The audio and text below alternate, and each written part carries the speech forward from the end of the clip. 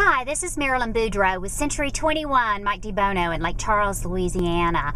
You've probably heard me speak about extensions before, when an extension is necessary with the contract and why it's necessary, and sometimes that comes into play with the transaction as you get close to that finish line.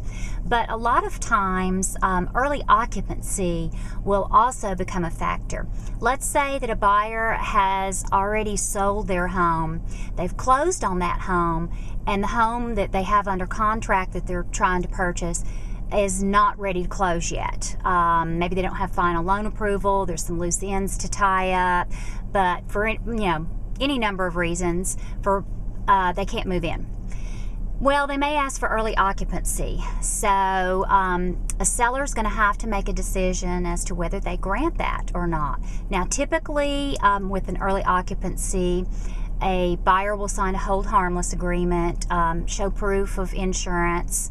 They're releasing everyone else from liability because they're still living in that house if they take early occupancy that's not really theirs yet. So there's some other forms that have to be negotiated and everyone has to be in agreement. But what if it's not just 2 or 3 days of early occupancy? It goes on to be 7 to 10 days before that loan can close. Well, then a lot of times a seller actually has the right to ask that buyer, well, then you've got to pay some rent.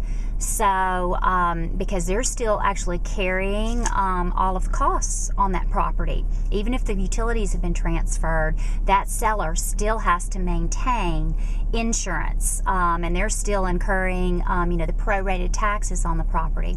So don't be offended if you get something back from a seller that says, okay, I'm going to grant you early occupancy, but if you can't close until such and such a day, and it's not just a weekend or short amount of time, then they may ask for rent. So be prepared, to negotiate that and for that topic to come up.